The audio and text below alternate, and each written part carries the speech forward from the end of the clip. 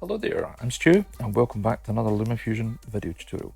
Today I'm going to show you how to do a pan and scan video that will work with your social media, in particular Instagram stories. So to get started, I'm going to tap on the plus sign. I'm going to select all the text, give it a title, and I'm changing the frame rate to 30 frames per second because that's the frame rate of the footage I shot. I'm switching the frame aspect ratio to 9:16 to obviously suit a portrait view for Instagram stories. I'm going to press the plus symbol in the top right, and that's us got our document. What we're going to do from there is I'm going to go to my files. Obviously you would go to your photos of that to get the footage that you need, and then I'm going to click and drag that down, and you can see it here. That's looking pretty good. So once that's actually loaded up, you can see it. Tiny planet shot on the Insta360 One X. So what I want to do is, I don't need it all, so I'm going to take it to about 20, say 18 seconds for the purposes of this video. I'm going to cut there, get rid of that. Now, this is going to be your background. So what we're going to do is, we're going to go into the color and effects, go to Gaussian blur and set Gaussian blur to 20. And after that, we need to take a quick trip into Adobe Spark. The next stage, you could of course use Photoshop, Art Studio Pro, like I showed you in the last video tutorial, or anything. I just find sometimes Adobe Spark, it's free, it's quick and easy for the next step. I'll show you how to create your chroma key layer. Okay, so this is of course Adobe Spark Post. If you've never used this before, it's a absolutely wonderful little app for creating social media elements, and they have all sorts of free and premium templates. So I'm just going to go for plus symbol, tap on solid color. I'm going to tap on my color selection, and then I'm going to move things along to green and select the appropriate sort of green screen scenario. There, that looks pretty good to me. Click done, click next. You're then going to decide on the actual shape that you're working to. Now, because I want to make this a square 1:1 within the 9:16, just because it's a tiny planet, Instagram social post is absolutely fine. But basically anything that's 1:1, for example, the standard square would be absolutely fine as well. Click done. And you want to get rid of the default text. I've also got a signature down here that I need to get rid of, but you may not have that. And then you're going to click the share button on the top right, and you're going to share solid color and save image to your photos. And that's you. You don't need to do anything else in Spark Post. And then we go back to our photos. Go into all photos, scroll down to the bottom.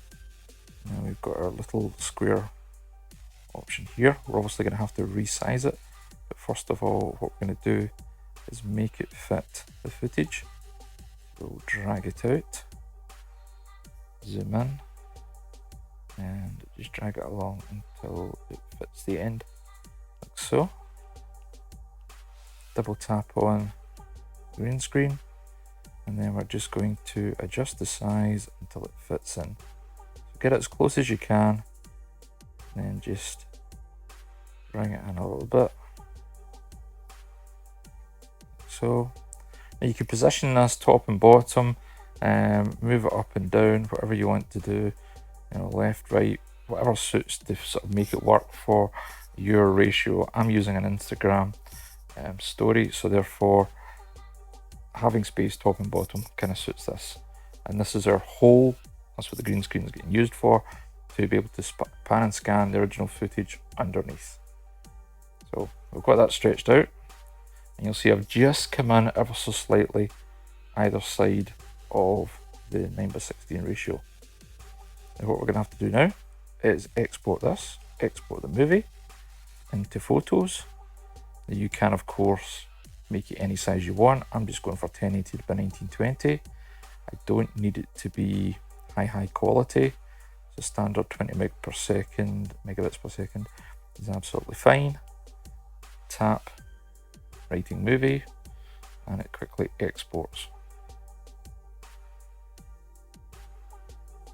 Okay, so once that's done, you don't actually need this stuff here now. So you can basically tap your multi-selection option and just trash it. And then we go back into all photos again. And you should now see an 18-second clip down here. And there we go. Now what you're going to have to do now is push this up above, and we're going to switch off the audio. And then from there, I'm going to go back into my files. I'm going to choose the footage I want to work with, which is just basically the same clip. Now I'm only working with 18 seconds of this, so I'm just going to line it up with the back end of the other clip, trim it, get rid of that. And then of course, what we've got to do now is make our chroma key fit through underneath. So we go to the chroma key icon and the color and effects, click on green screen, and boom, you can see right the way through. Just literally have a wee play with the sliders until you get things working to your advantage. And that's looking pretty good like that. Just play with the sliders until everything looks very good. Yep, all good here. And we go back, and you'll now see we've got our video playing underneath and the clouds sort of matching as well. But what I want to be able to do is pan and scan it. In other words, move it about, increase the size, and play about with it. And for that, we're going to do keyframing. Okay, so we double tap on the layer below, and then from there, go to our size and position, and then start at the very beginning of the video. We don't want to start halfway through, we want to start right here and tap on our first keyframe option. So the first thing I'm going to want to do, and this is where you can use pinch and zoom quite happily, is I'm going to pinch and zoom and make it a little bit larger, position it up a little bit, like so, and then just move the keyframes along a little bit, move it over a little bit, make it a little bit larger yet again, reposition it, just keyframe it along a little bit. Once it gets to around about here, I can even twist it slightly, shrink it back down, and as long as it's fitting within that square, you're good to go. You don't want little black bits showing up, that won't work for you. So just keep it within there, move it along a little bit more, maybe swing it down, and then rotate it back the way, get it balancing up. Just making sure you've got no black or anything like that.